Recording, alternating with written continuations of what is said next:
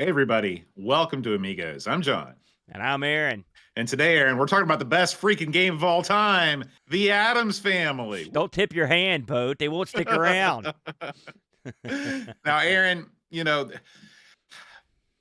there's something about the macabre. Is that how you say it? I know it's got that silent The macabre, R. yeah. The macabre. Yeah. You see this with the Edgar Allan Poe. You see this with Lovecraft.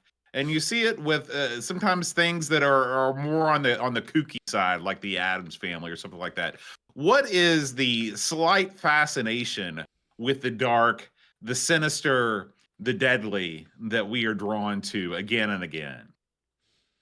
That's a good question. That's a deep question, Boat, because one would think, as a human with a finite lifespan, that we would be repulsed by the dark and the dying and the dead. But there is some bizarre draw. I don't know if it's paranormal in nature or it's just the fact that you face up to the void and wonder what's in there, what stares back at you. But there is something to it. It seems to be fashionable occasionally. That it comes and goes. People are more obsessed with it than others. And when it comes to stuff like the Addams Family, I think the absurdity of the darkness is there. It's darkness turned to comedy. Mm-hmm. And they did a good job with it. Because what you've got here is you've got a family that's so ludicrously over the top that they're fun to watch because they do things that no one on earth would even consider doing. And clearly, it's something that hit a nerve because they've been around for a long, long time. Yeah. I mean, I think I'm sure we'll go into the history of the Addams Family on the show, but I think that can you think of any earlier example of sort of horror / comedy before the Addams Family? I guess there's Abbott and Costello Meet the Mummy. All the Abbott and Costello movies. I think there's a degree of comedy in a lot of that sort of, like, for example, a popular at the turn of the century was mediums, spirit photography, stuff like that. And some of that stuff is all there's a layer of amusement to it, and especially if you don't believe it but are happy to partake in it, a seance or whatnot. Right. I'm sure when Houdini toured around and was exposing all these charlatans, I'm sure if you were in the crowd, that was pretty high comedy to watch these guys get exposed by the master. Because how are you going to hide crap from him? You're pretty much boned. So that would probably have been a pretty good show to see. I always wonder where they would get these people to come up to challenge Houdini, who had never been bested. That sort of continued over the years with Randy, the magician that used to do the same thing. Of course, he was far less amused, but he will catch you. But I mean, I guess there's some comedy in that aspect of it. It's you're going back before my time. I don't know exactly where the because also people found different things funny back then, so there's no telling what they thought was amusing. Yeah. I think that for me, I love the sort of combination of horror and comedy. It's one of my favorite things. Now, I don't like a lot of body horror. I'm not down with the sort of torture porn, but I like a good suspenseful scare, and I like when those are peppered with elements of levity. And so, Abbott and Costello Meet the Mummy, The Ghost and Mr. Chicken, all that kind of stuff, right in my wheelhouse. I think, for me, when I think of movies like that, Evil Dead 2 and Army of Darkness are both, I think, are great movies. There's a little bit of body horror there with his arm, but for the most part, it's a lot of horror combined with a lot of wacky antics. Mm-hmm. And I love those movies, but that's a difficult thing to pull off, too. It is. Because if you go too far, it just seems stupid. So too far in either direction. Ghostbusters is a perfect example of another one. Mm-hmm. Because I mean, at the beginning of that movie, I remember when I went to see it the first time, Have you seen Ghostbusters? Yeah. I don't know. Oh yeah. You Yeah. remember when at the very beginning we're in the library and you haven't seen the Ghostbusters yet, and that thing jumps out and scares us. That was frightening. I was like, Yeah. holy smokes, you know. Right. So I mean, there were some scares in that the first time around before the word got out, you know. Mhm. Yeah, it's difficult to combine the two effectively. You know, it's funny. Duncan in the chat mentions Gremlins. I watched Yeah, that again for the first time in a decade, probably with yeah. Heat. And man, that movie, I don't think actually pulls off the horror comedy thing well. I don't think it's particularly funny, and I also don't think it's particularly scary. It is wacky. It's wacky, but it's not. There's not a lot of like ha ha hilarious bits, and then the scary stuff. I mean, it's at the end of the day, it's just little green guys. I I like came Gremlins. away not being as much of a fan as I was after that second viewing. Gremlins 2 is your money Oh Gremlins yeah, because it's so ludicrous. that one Because that I one need they to got watch the that one joke. again. Right, right, But right. Gremlins 1, I will say I saw that one in the theater, and I thought it was pretty frightening. I mean, that movie's. I would not necessarily take a child to see Oh it. no, I mean that's one You of the know, films that they developed the PG-13 rating for. That yeah, and Temple of Doom. So, I think that it deserves it. I mean, you got to think mhm. like, think about this for a minute. Poltergeist is rated PG-13, and that's a horrific film. I've never seen that, and I never Holy will. smokes! That's one of the scariest movies I ever saw back in the day. Now, and it was not funny. It had its moments, you know, but yeah, I think Gremlins was a departure from the other movies that I'd seen from that crew, and so I thought Mhm. it was pretty frightening. I mean, as you get older, I'd say it's going to lose some of its effect. When I saw it as a kid, I thought it was pretty good. Yeah, yeah. Well, Aaron, I'll tell you what else is pretty good. The Addams Family. Let's get into it, Boater.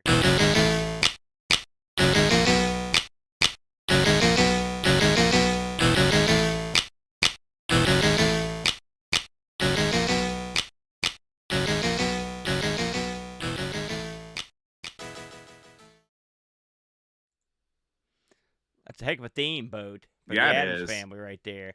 I think they nailed that aspect of it for sure. A lot of people may not know, but I'd say almost everyone that listens to us regularly, this is Boat's jam. Yes. But I'm going to get in here with the particulars before I unleash the beast here.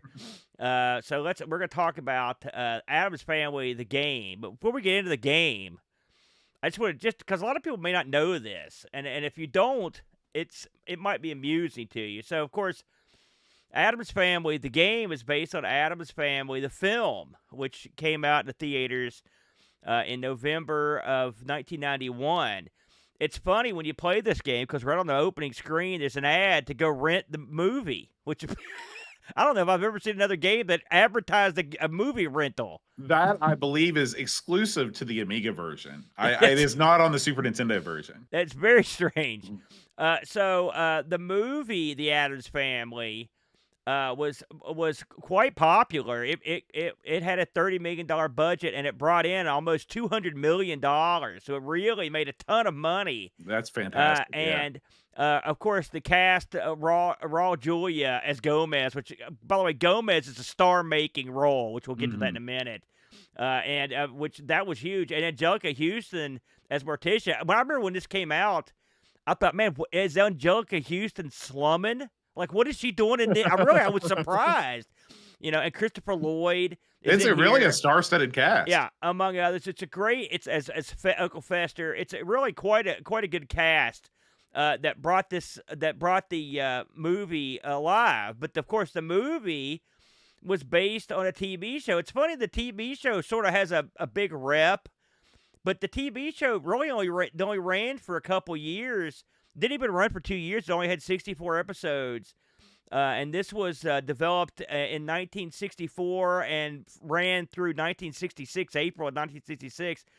This had John Astin as Gomez. Now, of course, John Astin, a pretty famous director and actor. He was in a bunch of stuff, including Night Court. He also was in a couple episodes of Night Gallery and directed a couple. He's been in a bunch of stuff. And this also had Carolyn Jones, the very attractive lady, that played Morticia in that one. And then Ted Cassidy played Lurch. I bring him up because he's sort of a local hero here in West Virginia. There's a city up in the middle part of the state that has a Lurch Days. It's a Lurch festival. They've got a statue of Lurch in the downtown area because he lived there for a while. So he's real popular. So I always thought that was kind of neat. So get this. The Addams Family, this TV show, was based on a comic strip, which we'll get to. The guy that did the comic strip was named Charles Addams. And they brought him in to develop this TV show because the characters didn't really have any personalities. So really all he did was sort of tell them what kind of people that the Addams Family were. And for what I've read, when they released the show, he didn't watch it, but he did love the theme. He loved the theme, and they also said he loved the royalties he got. Oh, so yeah. He did. Who doesn't love those? He did get involved in that aspect, but he said that he didn't like the show that much because the characters weren't evil enough. All right, so that's the TV show, but that spawned from a comic strip in the New Yorker. The Addams Family comic strip began August 6, 1938, and ran on and off until 1988 when Charles Addams died. And when I say on and off, these were single panel cartoons that and it says there were around 150. But I don't know how many. I don't know if all those were in New York because they also released some books and whatnot. The Addams Family cartoons or comic strip took flight when he did a Christmas strip where the Addams Family there were people caroling at the Addams house, and the Addams Family were on the roof getting ready to dump lava on them. You know, that shtick. Oh, yeah. And this was such a popular... That's the opening scene of the film. So they pay tribute to the comic in that first scene. That was such a popular strip that they ended up making Christmas cards out of. Oh, my gosh, wow. That was one of the big Christmas cards, with the year that came out. Addams was also had a lot of powerful and talented friends, including Ray Bradbury and Alfred Hitchcock, both of which he worked with. He's also mentioned in a Hitchcock film.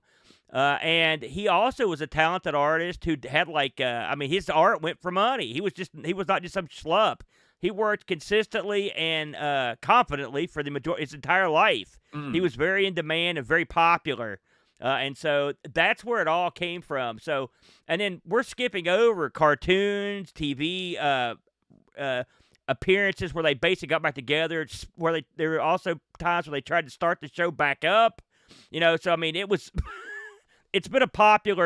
I believe there was a new Scooby-Doo Mysteries episode featuring the Addams Family. Let me tell you something. It's funny you should mention that because for a lot of these cartoon appearances, they would get the original cast. Sure, yeah. And John Astin did like all of them. He was ready to go. And John, he's also he's the one that came up with the train set gimmick because Gomez... His favorite thing to do is take his expensive train set and just ram the two trains together. Right. That was his bag. That was all. John Astin fleshed a lot of this stuff out. Like I said, I don't think you could have made the characters evil as Charles Addams did or wanted them to be because then how would the crowd, no one would like them. Right. They have to be remotely likable. I don't think that was the part he didn't understand. So, with all that said, Ocean in early 90s, They've been on quite a roll with their movie licensing boat. I think we've played a few of those over the years. And so they were looking to develop a sort of a Mario-like game. That's the way I read it. All right? So, believe it or not, the Addams movie, from what I could tell, was originally they'd planned it to be animated. Really? Yeah, and then someone was like, "Hey, let's not do that." Like, okay, and so, but anyway, so I think Ocean was on board fairly early with this, and so they put this together. Again, this was released on the Amiga in '92. This was published, as far as this doesn't have a developer listed. From everything I've read, it's developed in-house at Ocean. And this was coded for the Amiga by a fellow named James Higgins. And now get this, I looked at this, and maybe you mentioned this. I'm not sure. In fact, I think you did.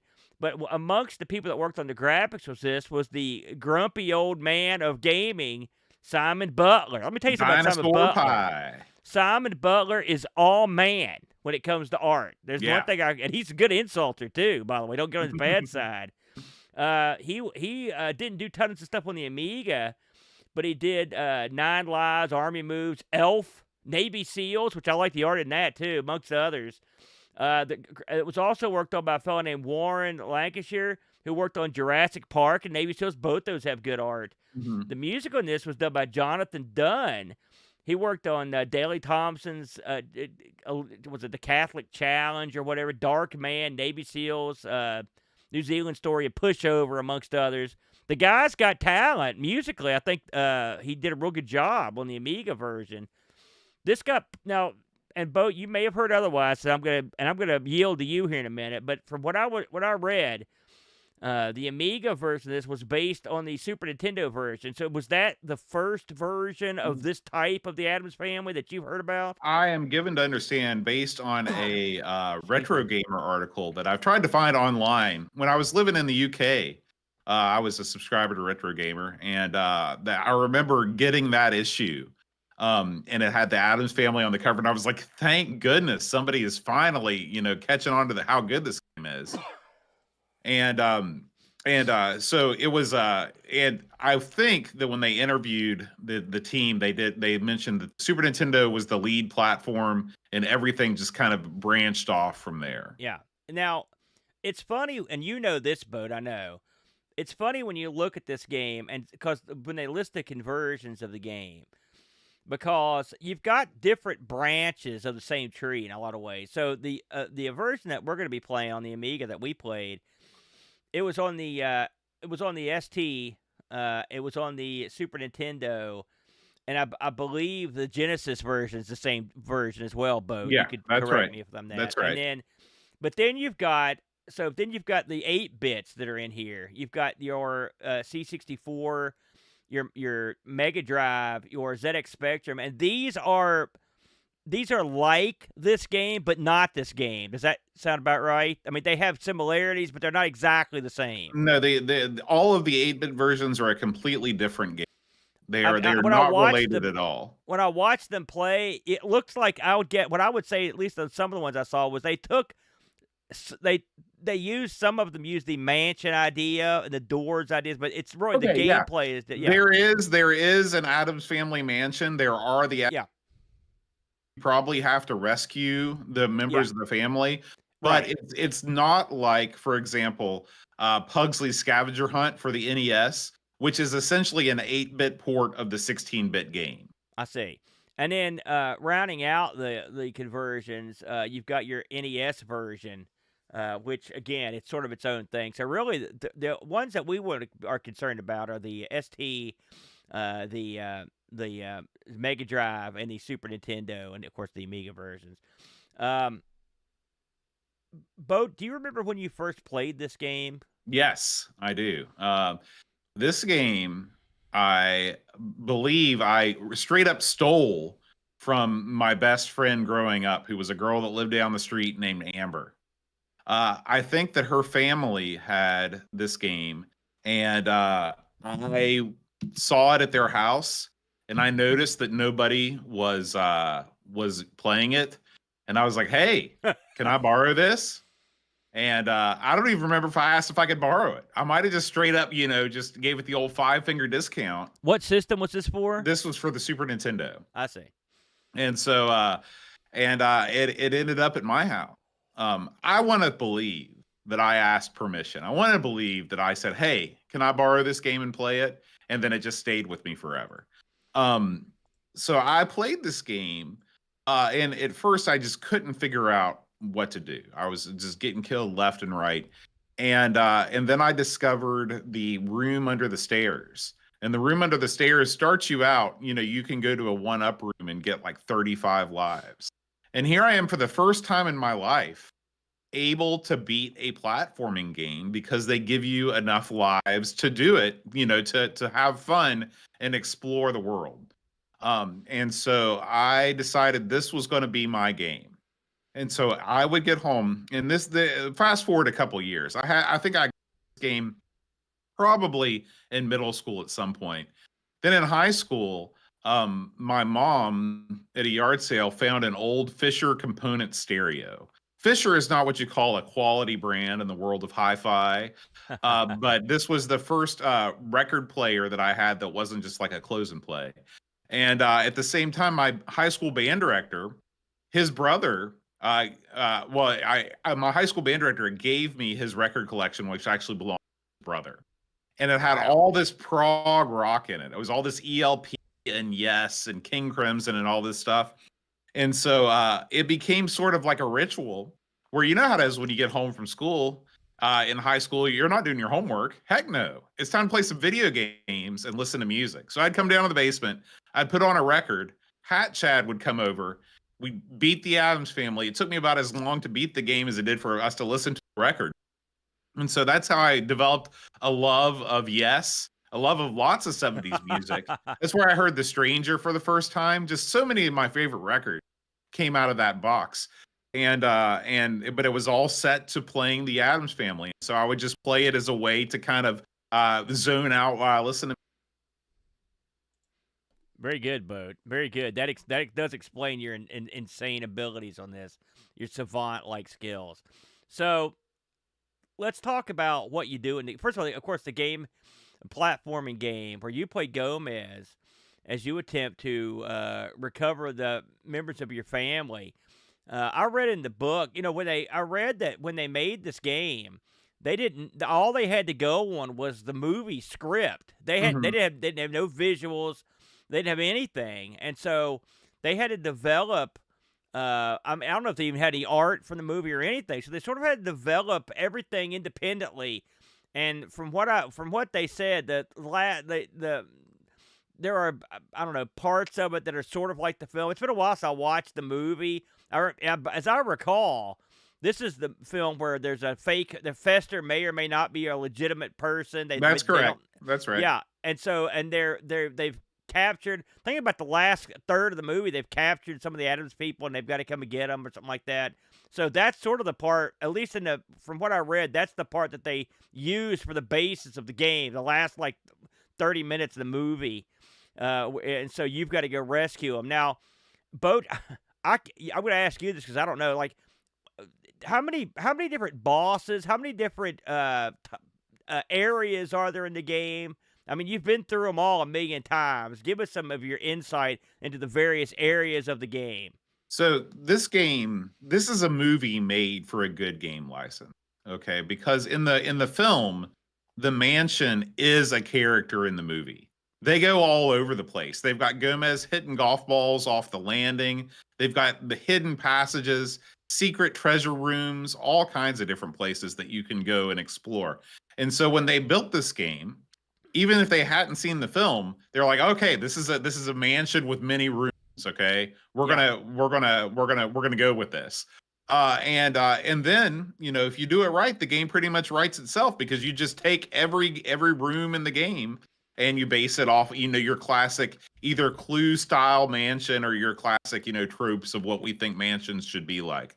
This is a game custom made for like European developers, like that came off the ZX. Yeah, That's what it reminds me. It's like they're like, this is everything that was in place already mentally. right. What they did was they took that mentality and then they applied a Japanese logic of how to set out to make a modern platforming game. So instead of, in a way, it's got that totally open structure that a European platformer might have, where there aren't really stages. The whole mansion, you can tackle this game in any order that you want, with the exception of the very final level where you have to have all of the family members rescued. You can go and you can rescue family members in any order. You can go and you can find the levels that contain bosses that house heart containers. You can tackle them at any level. You have complete freedom to do what you want to do. But at the same time, they took away a lot of the more annoying aspects of Euro platformers, such as maze-like levels where you can easily get lost. In this game, all the levels, with the exception of Conservatory, which is where we are now, are linear. You start at the beginning of the level, you move to the right until you get to the end.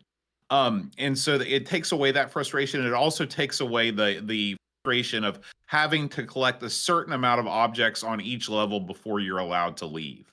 There's none of that in this game. This game follows a very Super Mario-like conceit where you are collecting money. They're floating dollar signs, and when you collect 100 of those, you get an extra 25 you collect, you get an extra heart. It's either 25 or 50. So there's a reason for all of the collectibles that you have in this game. In the Super Nintendo and Genesis version, because you have extra buttons, they also give you a few more offensive weapons. And this, in the Amiga and ST version, Gomez's only offensive maneuver is to jump on the enemy in the platforming style. In the console versions, Gomez has a rapier, which he uses. That's straight out of the movie. And he also throws golf balls, which is sort of tangentially related to the movie. These are power-up pickups that you can pick up in various places. They're also valuable because they give Gomez an extra hit before he dies. The console version of this game is much easier than the Amiga version because of that, particularly in the early level where you only have 2 hearts or 3 hearts. If you are holding a rapier, you will, or a foil, you will get that when you get hit, you'll lose the weapon, but you won't lose a heart. So you're essentially getting another heart by holding the weapon. The Amiga version, since it only has one button, and that button is thankfully used for jump, you don't get the weapons there. There are, I believe, 8 bosses in this game. I think you have to rescue 5 family members, and I could be wrong. It could be 6. Let's see. You have to rescue Wednesday, Pugsley, Fester, Morticia, and Granny. Yeah, there's 5. So there's those 5 levels, and then there's also 3 levels that contain bosses that when you defeat, you get an extra heart. You can get up to 5 hearts in this game, and I don't recommend trying to find any of the family members before you collect all 5 hearts. This is the main problem with the Addams family, in that the game gives you no guidance on how to complete the levels. It turns you loose in the classic Euro, and says, "Hey, have at it," and you're left to your own devices to figure out the best way to tackle each of these levels and to figure it out. And the thing is, their levels are so long that it's not like you can discover this easily. It takes hours and hours to figure it out. But the saving grace is they do offer that room with the 35 1-ups in it. And that gives you some wiggle room in terms of being able to explore without having to start over. This game also offers infinite continues, which is another blessing. Again, they're taking a lot of these ideas found in Japanese platformers and applying them to a European mindset. It's a perfect melding of the two that had never been done before, and in my opinion, has never been done as well again. That is essentially the game in a nutshell. Let me ask you, you have had some experience. Of course, you've played multiple versions of this. I'm assuming the ST also did not have the rapier or the golf balls? That's correct. The ST Yeah. also is not a smooth scroller. It is Right. it is a flip scroller game. Now, let's talk about the elephant in the room here in terms of the Amiga version. Because of all of the other ones, this is the one that doesn't have any backgrounds at all. You just got literally a black void behind your character. In most of the other versions, including the ST version, even you've got backgrounds, and they I went through this week and checked out some different versions, and they do make a difference stylistically. I mean, it's a good look.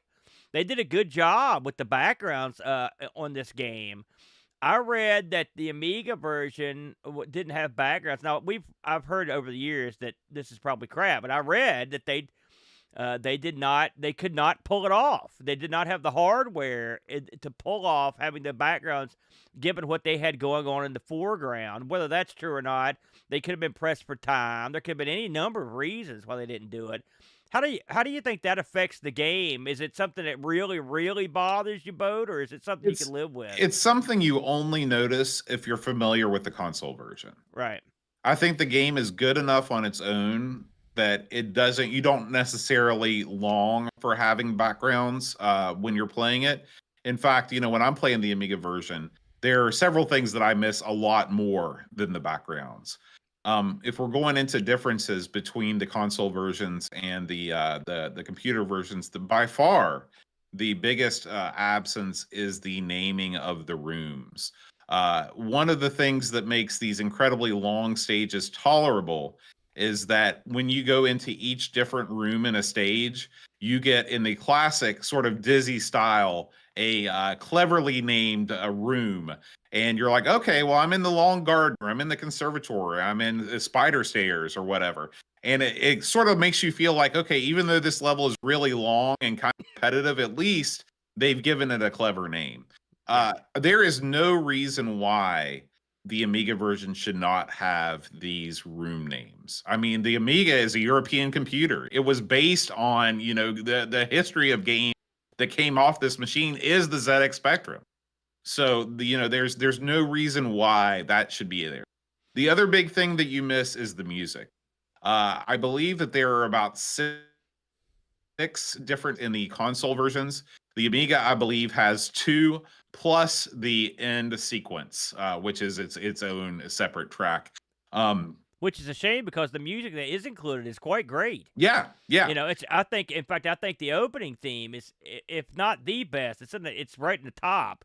It's And very the good. the end game themes I think are quite good. Yeah, yeah. So it is a wonder, but why they didn't have more? Because that's another thing. It seems like you could have squeezed that on there. Maybe it was storage. I believe it was just a one disc game. This was a one disc game, and I have a feeling that music was probably one of those things that, and maybe the backgrounds too. Maybe everything you've heard is true, and that the space concerns are the things that ended up why things got cut. But as we're looking at the Super Nintendo version, and versus the Amiga version, those backgrounds, there's a lot of parallax effects going on there. Yeah. They really do add immersion and atmosphere to the game. So, it's hard to recommend the Amiga version over the console versions, but we're reviewing the Amiga version here, and it is a stellar achievement of platforming in a time when we were still getting Zool and we were still getting Kid Chaos and a lot of these sort of Sonic killers, in quotes, where you actually have a game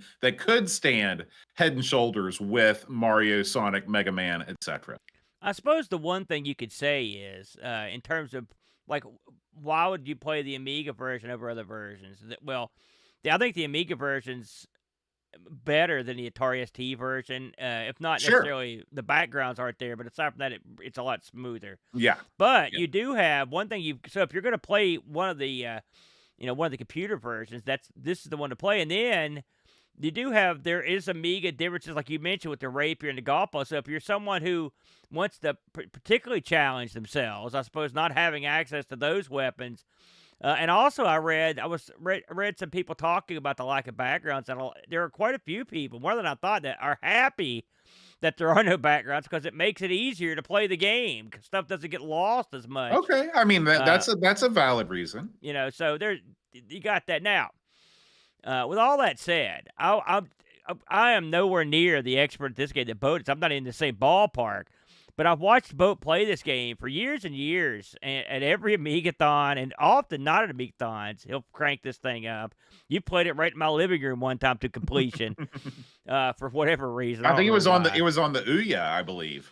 And so it may have been, and so I had gleaned just enough knowledge of this game to be dangerous this week, because I knew, obviously I just watched him play it at Amigathon last week. So, I mean, it was fresh on my mind.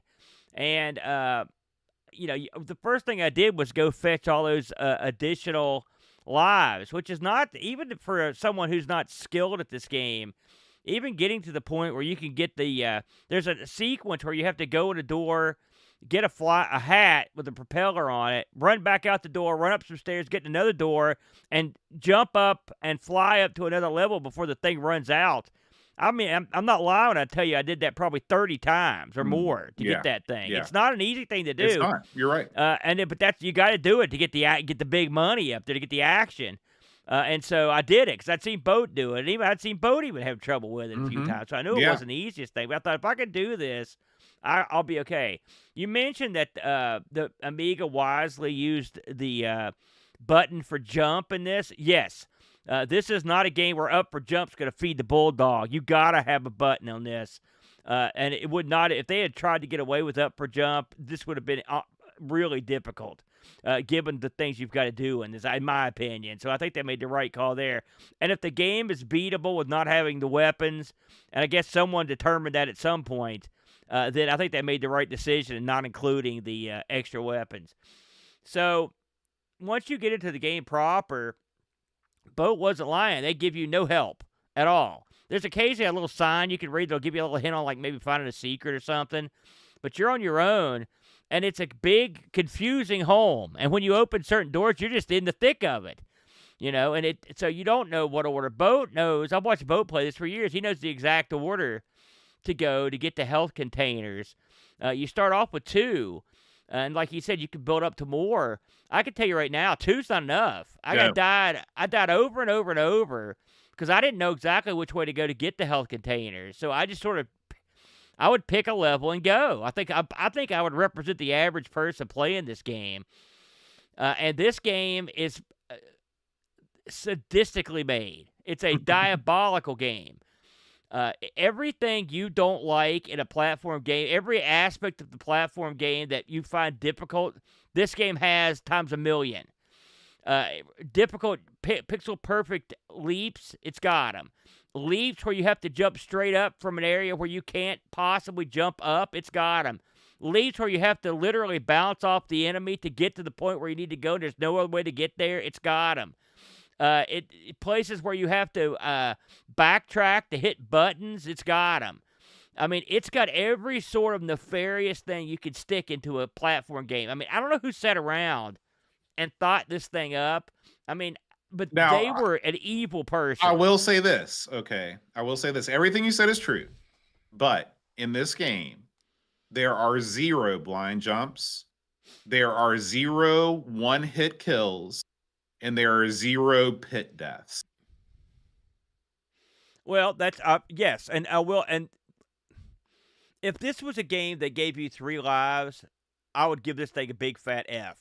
Sure, because it's brutal. It's brutal, even by the standards of the Euro platform. It's brutal. Okay, but if you know the trick, and God, you better learn it to get all those men.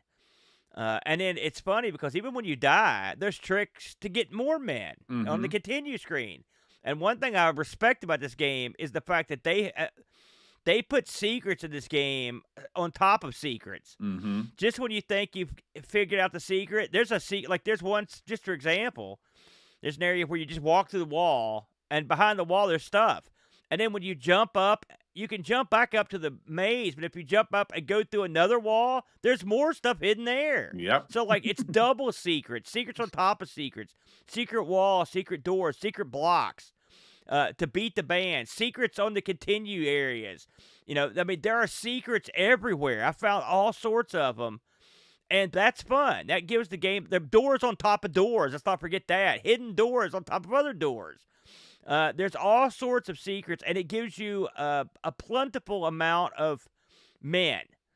So this is one of those games, if you're going to play it, because Boat's right, this game's got a lot going for it. It's got great graphics. Gomez looks great. I think it feels good. Gomez, that's what they call it. I think they call it the Gomez scoot or the Gomez slide. You have to get used to it. That's all I can tell you. Because he does do that, and it makes it difficult to get around. You're gonna have to, I'm not good enough. Boat is. You're gonna have to master it because whenever he stops, he skids a little bit, and it's a real problem. But if you go get you a good fac or something, just at least to get you started, just to get those extra men, then you've got it's a fun game. There's a lot of variety in the game. There are tons of different enemies. There's tons of different worlds. And these worlds have tons of different levels in them. Even the bosses are amusing, and it's a good time, but it's brutal. I mean, I can tell you right now. One time I picked the right door to go fight that owl guy or whatever that thing is, the tree thing. And so I was like, hey, look at me, I'm King Dong. It was the end of my kingdom. I mean, once I couldn't get to any other boss. and I would get angry. This was like a Manic Miner style anger that you don't feel all that often, but they do give you plenty of men and you plenty of chances. Another thing I didn't like about it, Boat, that you didn't mention, and maybe you've thought of it, is whenever you die, I don't care if you've got 1,000,000 men left, it shows you this screen that says, like, you failed your family Mm-hmm. every time. That Yeah. needs to go. Yeah. They You're don't right. need that every time because You're I right. don't want to see it. Yeah. And we've complained about that in the past. That Mhm. bugged me. And God knows you're going to see it because with 2 heart containers, I mean, you're going to be dead. You could easily be dead in 10 seconds. I mean, real easy. The game does. I will say the game is very good at once you get past the difficult part of the stage, even if you die, it's not going to, most of the time, it puts you in a good spot. Like, it does a good job of keeping track of where you died and letting you not have to go through the crap that you had to survive the first time again. It's very well checkpointed. I mean, and the thing is, the checkpoints, it's not like you have to touch a flag Right. or there even, it doesn't even tell you that you hit a checkpoint. It just knows. Mhm. And I mean, usually the checkpoints where it puts you back, it's within spitting distance of where you died. Yeah. So that's good. But they don't ever put you back anywhere where you're going to be insta-killed. Mhm. The spike pits in this are brutal. They're brutal. The I can't stress to you how brutal this game is. I mean, I just can't. There's stuff shooting from every direction. There are slide traps. There are traps above you. There are areas where you're always going to jump into spikes. In some areas I just never learned how to get past. And I tried. I would lose 12 men in one area. And eventually I'd have enough health to get past that, even though I was going to take a hit. I mean, so it's going to take a better man than me to get past a lot of this stuff. But I mean, you got to recommend the game. It really is a classic platformer. But I mean, you've got to be prepared for just absolute rock hard destruction on this thing, Boat, on a grand scale. I can't argue with any of that. This is a game that I got good at because I played it every day for 4 years. It's really really difficult. But if you don't mind dying a lot, it's never the thing that kept me going is that you can die an awful well, it's got infinite continues, and each time you continue, you can go back and you can refill all your lives. Yeah. So you can muscle your way through, and that's what I did. You can brute force your way through most of this game just by the sheer fact that you have 1,000,000 billion men. But you know, it's I've always enjoyed this game mostly because of the secrets. I love the secrets are great. I love the fact that they just put hidden stuff everywhere. There's Easter eggs everywhere, and it's how I imagine the actual Addams Family mansion to be. You know, there's hidden nooks and crannies everywhere. There's secret passages. There's gold laying around, you know? And so, you know, that I love the film. I don't know that I've ever seen the TV show, but I love the movie. I love the soundtrack. The original soundtrack by Mark Shaman was the first classical music I ever bought, like, you know, with like classical instruments. I bought it because I was under the impression that it would contain the MC Hammer track Addams Groove, which it did not. But that was I bought it when I was in my MC Hammer phase. Oh God. And so that song sucked. But anyway, that soundtrack has gone on to become one of my favorite movie soundtracks. The game soundtrack is not related at all, but it's still great. And so it's just a combination of great soundtrack, great enemy design, all of the sprites. There's so much character in all the movements. We're about as far away as you can get from blood money enemies here. I mean, everything is crafted with a lot of love. I will say, just getting back to one of your other criticisms, I did try this on the Super Nintendo this week, and I do miss the room names quite a bit.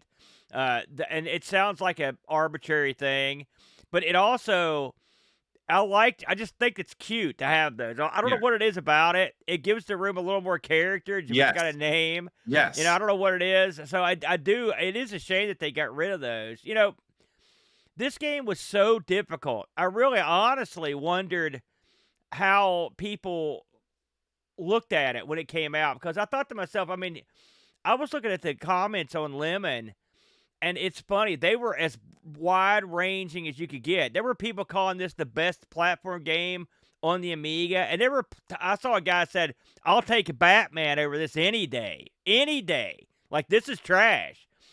So I was interested to see how it reviewed. The people in Lemon boat give this a 7.31. It did better with the lore score over at Hall of Light with 84%. The magazines, I just looked at the magazines first look at this. I didn't go back and try to see what, because it was funny. I noticed that this reviewed higher in some magazines the second go around on the budget. So that was funny. But just as their initial offering, Amiga Action gave this a 94%. Amiga Computing gave it a 91, and then it drops down. Amiga Force gave it an 83. Amiga Format 78. The Joker gave it a 71. Amiga Magazine, 9 out of 10. Amiga Mania Brother, 81%. And Amiga Power, 88.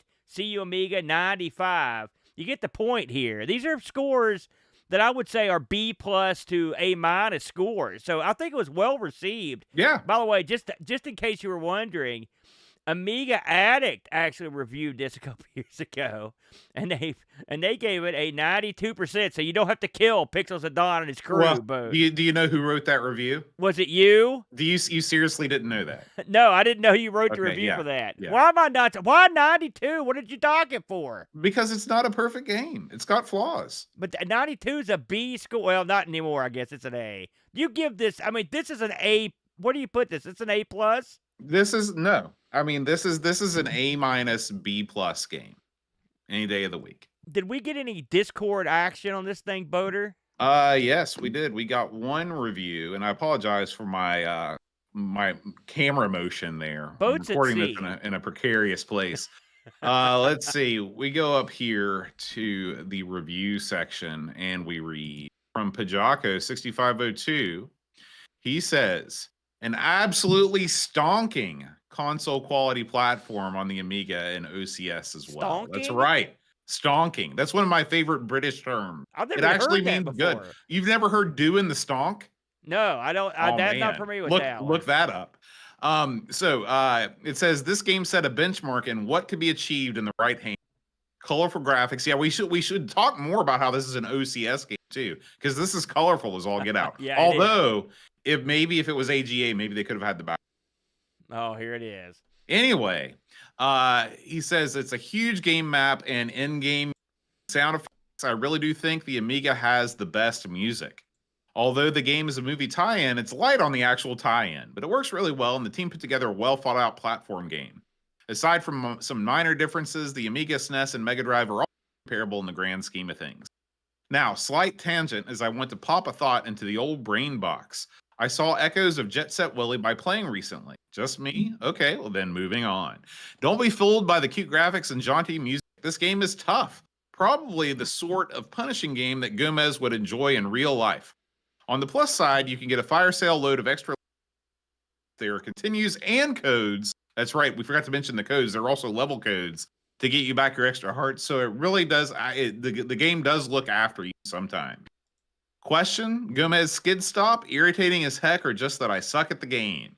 If you haven't played this before, you're missing out on a great game, so track out any 16 version and stick a couple of evenings in. He does say when he means any 16-bit version, not the PC Engine version. No, really don't. That is that version's completely different from this. I do want to give a shout out to Pajako because he clued me into the NES version of Pugsley Scavenger Hunt, which I did play to completion this week because it is the exact same game, just minus some of the longer levels of the Super Nintendo, and it's an amazing. The Nintendo could pull something like that off, although it is ugly as sin. So, just before we move out of here, Bode, let's hear you rank these in order of greatness from top to bottom. Is it Super Nintendo number 1, Genesis, Amiga, ST? How does it go for you? Well, the SNES version has a certain nostalgic appeal. Okay. Right. Some would argue that the backgrounds on the Genesis version are better. They are It is different. attractive. Yeah. I would say they're a little bit too busy for me. I think the colors are a little bit too garish. The color palette on the Genesis is not quite up to snuff compared to what's on the Super Nintendo. But I would put both of those up there, and number 1 and number 2, with the Amiga bringing up third place and the ST version soundly in the rear, as it most always Now, is. how does let's talk about just strictly the gameplay. Take the graphics out of it. Okay. How does the Amiga keep up with its console brothers on this one? Well, you have to play it differently because in the Super Nintendo version, there's a double shoe power up. So if you watch the speedrunners run this game, they get a two shoe power up, which allows them to go twice as fast, and you can jump off enemies and cream off counters and things like you wouldn't believe. There's no weapons in the Amiga version, so you have to play a lot more carefully. The Amiga version is the most difficult version because of that, so I would still give the edge to the console versions.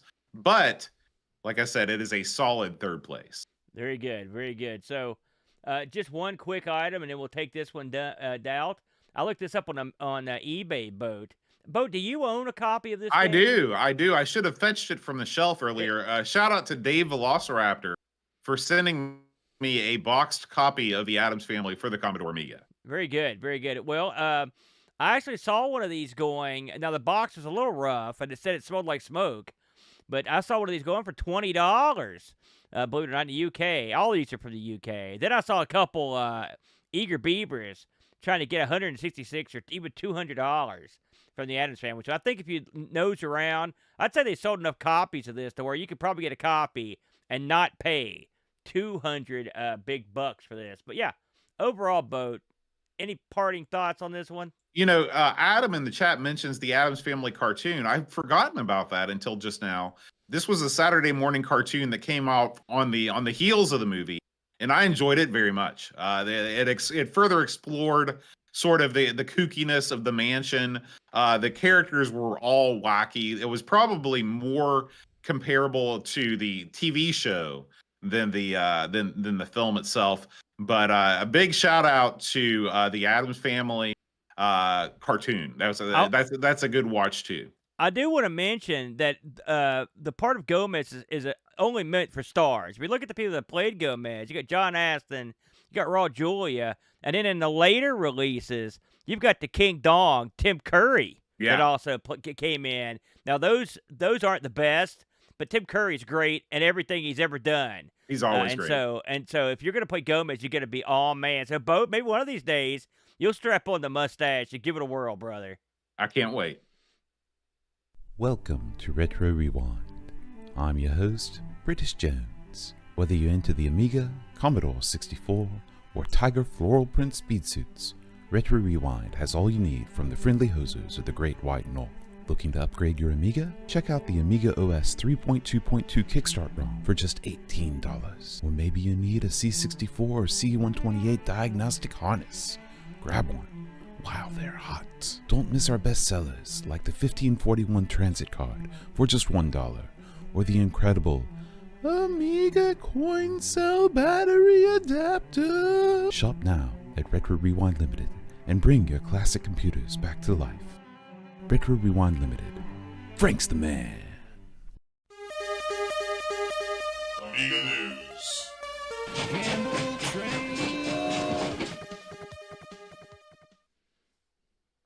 Big news week this week, Aaron. Yeah. We're going to start things off with a new issue of the ad. Speaking of the trade publication that I wrote the review for the Addams Family, they're way up to big issue number 35. Lots of interesting stories in this. The cover story talks about all of the stuff that Factor 5 went through when they were creating the Turrican series. It was a lot of ups and downs in that the trilogy of games. And there's also a further feature on Turrican itself, and of course the classic music by Chris Husselbeck. There's interviews from the Factor 5 team members, so make sure you check that out. There's some reviews of contemporary Amiga games, Dungeonette, and of course your all of the potpourri of stories surrounding the current Amiga scene, including OS4, that you'd expect from a publication like Amiga Addict. As we always say, Aaron, if you're only going to read one Amiga magazine in English, make sure it's the one that's natively written in English. You know, I didn't. When we were just talking about these guys for reviewing, well, you reviewing it for them. By the way, they came to the Pro, obviously, but it blew my mind because that was from like 2021. I was like, man, if they've been around for over 4 years, that's amazing to me. And it's a testament to the geniuses and talented, handsome devils that are working over there and running that joint. So keep on trucking, boys. And that cover's awesome looking too. Turk, and say what you will about the games. It's a cool looking set of armor he's got there, Boater. Yeah, it is. Yeah, it is. Coming up next, Aaron, we have this. This was shared on our Discord.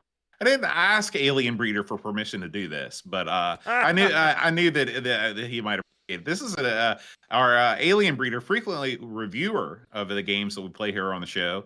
He received this Super Frog card from one of his young relatives. Isn't that cool, Aaron? Yeah, it looks great. I love it. Super Frog card. Yeah, yeah. You ever get any illustrated birthday cards from the boy? Yes, actually, I have. Back when he was younger. Mm-hmm. Not so much now, but yeah, there was those a days are over. time when I would get those. But yeah, nothing in terms of the power and prestige of Super Frog. That's a Now, good Aaron, card. this next video, this is probably the biggest Amiga video of the week, aside from the top 10 greatest point-and-click adventures. Number 2 with this little-known YouTuber, Modern Vintage Gamer. Yeah. He's done a video on Shadow of the Beast. Yeah. This game has always been one of my favorite punching bags, so I'm glad that other people are catching on to the fact that this game is crap, and your memories of this game are not accurate. And the T-shirt didn't fit you anyway. That's not what he was saying about Mr. Bad Side. Let's look at the good side of Shadow of the Beast. This thing's the king dong of good-looking games on the Amiga. What a looker this was. And MVG goes into why. Like, how did they do it? Like, how? Because no one else had pulled it off. How did they get this many colors with this many levels of parallax and stuff? And he gets into it. It's quite an interesting video. This guy always does good stuff, but this is a particularly interesting insight, and it also gives you a feel as to what was happening at the time. You know, it was an era where they were looking to step up, and step up they did. Of course, Psygnosis was all fired up for this. Yeah. This is right up their alley. And Psygnosis, what they would do is, and we've talked about this before, you would kind of bring what you got to them, and then they would send in the polish squad. Then they would get somebody to make you a cool cover, then get you some art and some music going, and you were in business. But he goes through and explains how the different tricks they used to milk the Amiga for everything you could get out of it. It's quite an excellent video. I recommend it. Up next here, and this is a game that we just got done playing at Amigathon this year. Castlevania AGA. It is now feature complete.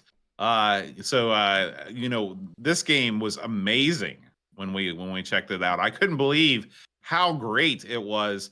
This is a game, I guess it says, a reimagined port of the 1986 original, but with visuals inspired by Castlevania Chronicles and other non-8-bit titles in the series. So it's sort of a mashup. I'm not the biggest Castlevania fan of the world, but you got to appreciate the beauty, the gothic beauty of the original Castlevania game. I do love Symphony of the Night. And I'm so happy that this is finally out. Listen, I often mock Castlevania, but first of all, we played the original Castlevania on the Amiga. It was Thundercats bad. Yeah. All right, it was at that level of a double poop. All right, this right here, having played this, it's good. It's good. It's real good. It's real pretty, and it's a game that feels good. And here we are. It's funny. We've if you look at the original offerings for these games, stuff like Castlevania, this is what couldn't have been then. But it's nice that someone went back and corrected the wrong that was the original Castlevania. This is what I want to see in films, by the way. Don't remake good stuff. Remake garbage and make it better. And the same thing with games. So I'm assuming that once they finish this up, for their next challenge, I would love to see someone do a remake of Top Banana and make it a top shelf game. That's the challenge I put out right now. If you can redo this game, you can do anything. It looks great. And our last, we've got a couple more stories. I apologize. Next one, I say this is, we love our Norwegian listeners, Aaron. You get that right. They're great people. They're great people. And so this is the first game that I can remember, first new Amiga game that comes to us from the land of Norge. That's right. Deligigus Nibbles is here to give us Sky Shapers, a vertically scrolling shmup for the Amiga that is out right now. How do you say that guy's name again, Boat? Well, this is the name of the name of the game is Deligigus Nipples. Nipples. Oh boy. Hey, I thought the listen. name of the game was Sky Shapers. Oh yeah, you're right. Delicious Nipples is the developer. I think Nipples is a common name around them parts. That's true. That's true. Most newborn boys are named Nipples. Here's what I like about this. If you're listening at home, we're watching a beautiful, almost looks like a bird that's got a mega laser and it's flying up this building like a skyscraper, and it's fighting like it looks like a satellite, and now it's at the top. It is a bird, by the way, and it's fighting a creepy robot. This is all oh my gosh, look at that super laser it's got. This looks like fun, and this looks like something that's completely original and completely different, which I'm down with that, Boat. I like it, man. This looks good. So looking at it looks like the digital download of this game is going to be released in March. You can go to their itch.io page, which is Deligigus Nibbles. You can follow them, and that way when it comes out, you can get your hands on it. Yeah, we got to put this on the list, man. But we could do a whole year of shows just on new games. We could. Absolutely, we could. We've got so many new ones come out. It's great. We're getting some of that C64 action from a couple years ago. They dropped the zero and they got with the hero. If you know what I mean. That's right. That's right. And finally, speaking of heroes, Aaron, we want to thank all of the heroes that donated to Amigathon 2025 this past week. It was 1 week ago today that the deal went down. 12 hours of Amiga right here in studios. And we raised, as of right now, $6,433. Quite an achievement. I want to put a special shout out. We've had a lot of people that have been with us for a long time, amazingly, despite our worst efforts when it comes to some of our antics. And they've stood with us. And these are the people that came in and really showed out. We had a lot of new people that also came in and showed out. I like the fact that you had just a ton of people. We had a ton of donations from a ton of different people, which is great. I want to throw a special shout out to Frank over at RetroRewind.ca for matching the first $1,000. We appreciate that, Frank. Bo, we got a couple bits after the show was over. You want to talk about that, including a pretty big one, as I recall. Yeah, so I mean, we want to give it up to Retro Dream State for dropping $1,000 for us. That was a very, very generous. Yes. But whether you gave $5 or you gave $1,000, you're a hero. You're a hero because you're making a real difference in the lives of sick kids. And you may never meet the kids that you helped, but just know that you're making a difference. Trust me. In the great United States, where we do not have socialized healthcare, there's a lot of kids out there that need help, and you're helping them out. So thank you. You know what's great about I'm not necessarily you may surprise you, Bode, but year round I may not be the nicest, most charitable man. Some might say I'm a tightwad creep. I can live with that. But at least once every year, I can puff my chest out with pride and know that I was at least a part of something that did good. And what makes it better is I know that there are people out in the world that are awesome. You know, sometimes you look around, you're like, man, this is looking too good. You know what I mean? And Mm-hmm. so it's gratifying to know there are so many great people, because sometimes it's tough to give. You know, times are tough sometimes, and the fact that people could pull together to raise this much money for children, I think it's great. And if you were involved, even if you just watched or just kind of sort of spread the word, we appreciate it, and you did good. All right, Aaron, that's going to wrap it up for this week's Amiga News. Before we get off this, but why don't you plug your latest releases? These have been solid gold money, and you haven't gotten to plug them yet. So, you know, I released 2 more. I've had a lot of snow days from school. Yeah, we have. So I've been hard at work on the computer doing some more of these top 10 videos. I did a top 10 Amiga platformers video. Guess what was number 1? And this past week, I released a video about the top 10 point-and-click adventures, best point-and-click adventures on the Amiga. And it's a controversial list because people care deeply about the genre of point-and-click adventure games. So if you're interested in what my personal top 10 are, whether I prefer the Sierra, the LucasArts, or the Delphine, you can check out that video. I will say, I'll tip my hand a little bit for our listeners here. The next top 10 video is going to be the top 10 Amiga flight simulators. It's going to feature a very special guest, which I'm going to keep that under my hat for the time being. Oh, wow. But keep an eye out for that coming up on YouTube soon. Hey, I want to mention one more thing before we move on. You know, a wonderful thing's happened on the Discord. Our good buddy Petzel has started basically a Tuesday night discussion crew. Yeah. And we get together in a Discord room that's labeled at the bottom of, in Discord, and just have a nice chat. And we've had a lot of fun the last month or so that we've been doing it. And if you are a member of the Discord, boy, I'd love to see you come in there. It's I think it starts about 9 o'clock Eastern Standard. Usually runs a couple hours. I mean, it's totally informal. This isn't ICC or something.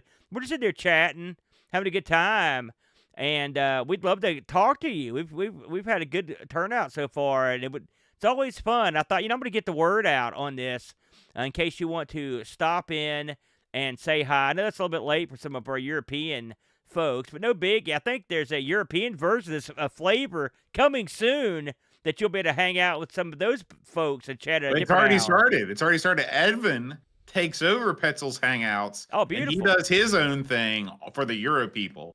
You have a time on that, Boater? I think it's right now he's looking at Saturdays.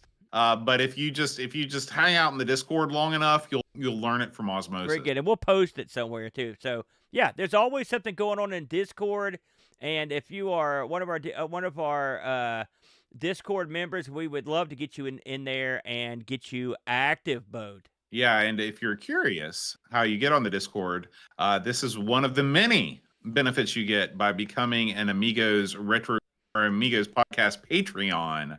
If you go to patreon.com/Amigos podcast, you get access to our Discord server.